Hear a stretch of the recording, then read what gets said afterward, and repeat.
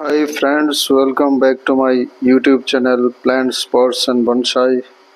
I am Pranav here. আজ এই Z প্ল্যান্টটির উপর আমি কাজ করব। এটি আমার 5-6 বছরের পুরনো একটি জেড প্ল্যান্ট, যাকে দিয়ে আমি একটি বনসাই তৈরি করছি। তো এই বনসাই পটটি আমি বাড়িতে নিজের হাতে তৈরি করেছি। সিমেন্ট এবং বালি দিয়ে কনক্রিটের তৈরি এই বনসাই পাত্রটি। তো এই বনসাই পাত্রটিতে আমি আমার এই জেড বনসাইটিকে প্রতিস্থাপন করব। এটি একটি প্লাস্টিকের ছোট গামলার মধ্যে রয়েছে। তো এখান থেকে উঠিয়ে আমি একটি বনসাই পটের মধ্যে আমি একে স্থানান্তরিত করছি। যদিও এর রুট বলের উপর তেমন কিছু আমি ছেড়ছাড় কিছুই করব না, জাস্ট এটাকে একটি নতুন পটের মধ্যে আমি বসিয়ে সামান্য একটু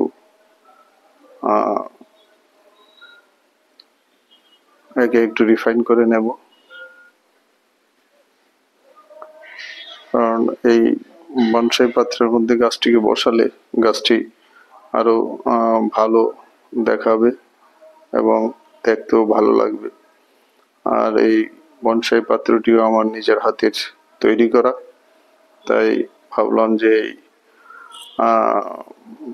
গোলাকৃতির যে বনসাই পট, এর মধ্যে একে আমি রিপোর্টিং করে নেব।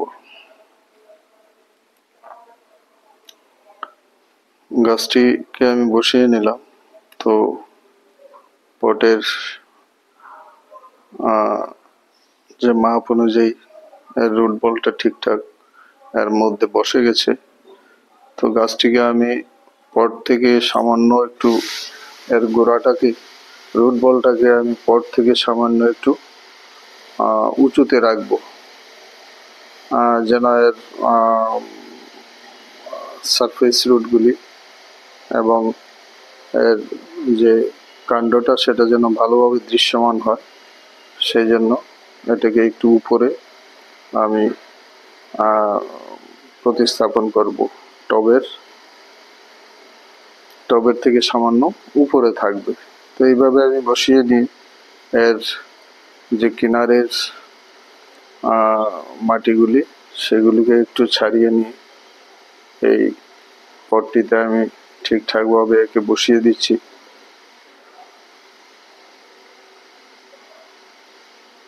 দেখুন, আমি চারপাশের পটের কিনারের মাটিটা একটি চপস্টিকের সাহায্যে চাপিয়ে দিচ্ছি।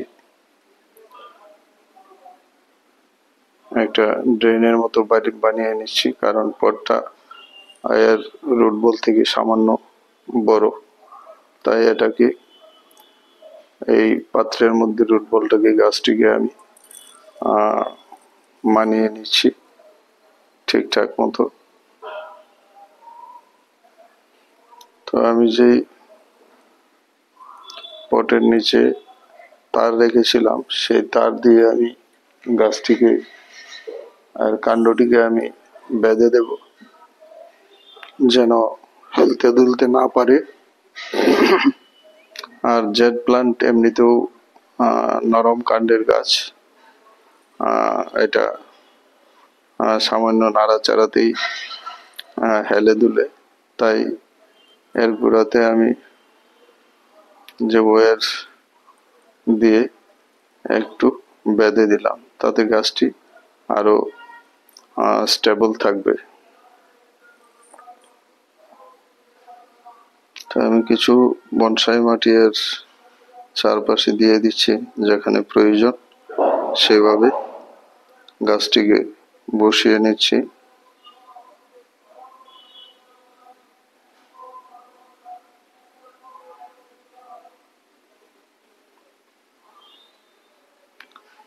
এই গাছটিকে আমি কাটিং থেকে গ্রো করছি 5-6 বছর হয়ে যাবে। এর গোড়াতে অনেকগুলি রুট বেরিয়েছে। যেগুলি সারফেস রুট হিসেবে কাজ করবে। তো সেগুলিকেই দৃশ্যমান করার জন্য আমি এই গাছটাকে পট থেকে সামান্য 1 ইঞ্চি উপরে প্রতিস্থাপিত করছি।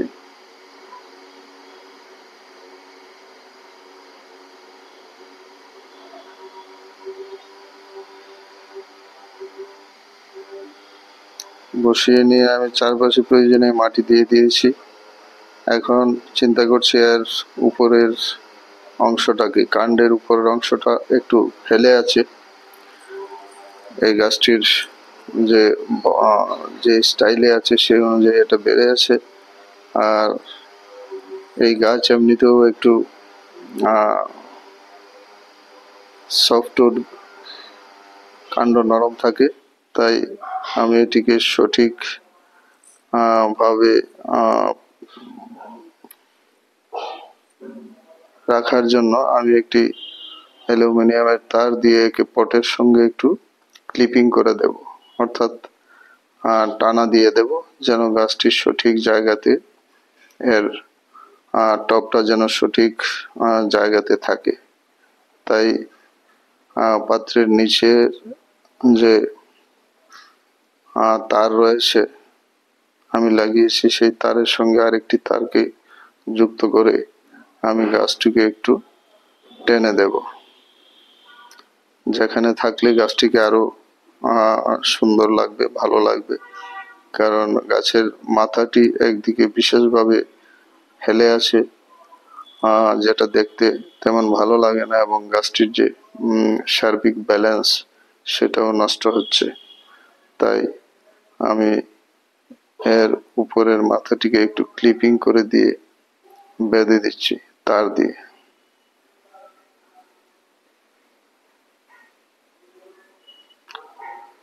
কয়েক মাস পরে সেই তারটা খুলে নিলে গাছের কাণ্ডটি যথাস্থানেই থাকবে। এইভাবে আমি এর উপরের টপটাকে তার নিচের কাণ্ডের সঙ্গে একটা অ্যালাইনমেন্টে নিয়ে আসলাম। এইভাবে রাখলেই গাছটিকে ভালো লাগবে বলে আমার মনে হচ্ছে, তাই একে ক্লিপিং করে দিলাম।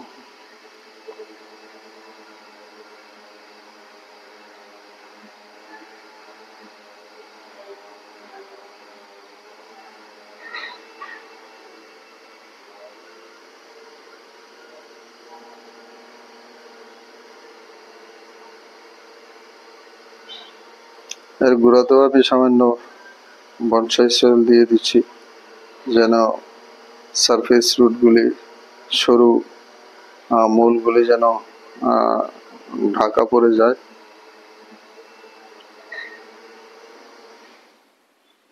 এবং যেন নতুন নতুন রুট বেরোতে পারে। এইভাবে দিয়ে আমি কিনার বরাবর মাটিটাকে একটু চেপে দিলাম, যেন জল দিলে জলটা পাত্রের মধ্যে থাকতে পারে।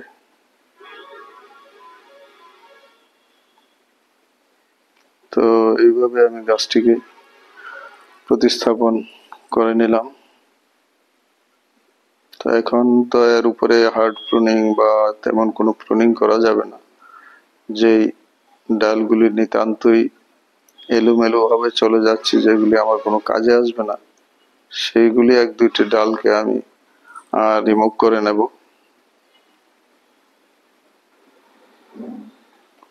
এইভাবে গাছটিকে আমি একটি নতুন পাত্রে প্রতিস্থাপন করে একে একটা নতুন আঙ্গিক দেবার চেষ্টা করলাম।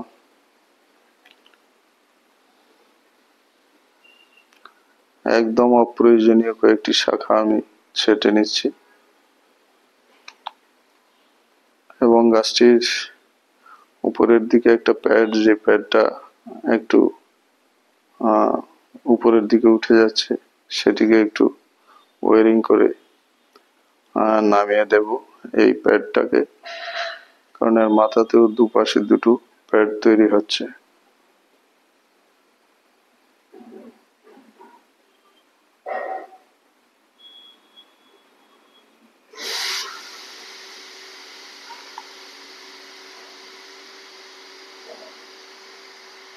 সামান্য একটু কাটছাট করে নিলাম, যেটা না করলেই নয়।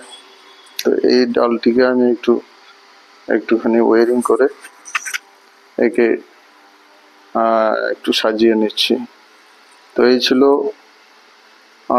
আজকে আমার জেড বনসাইয়ের উপর কাজ। একে নতুন পাত্রে আমি স্থানান্তরিত করলাম। ভিডিওটি ভালো লাগলে লাইক, শেয়ার এবং কমেন্টস করতে ভুলবেন না। যারা নতুন দর্শক রয়েছেন, চ্যানেলটিকে সাবস্ক্রাইব করে বেল আইকনটি চেপে রাখলে সব ধরনের নতুন নতুন ভিডিওর নোটিফিকেশন সবার আগে পেয়ে যাবেন। তো এই ছিল আজ আমার জেড বনসাইয়ের উপর কাজ।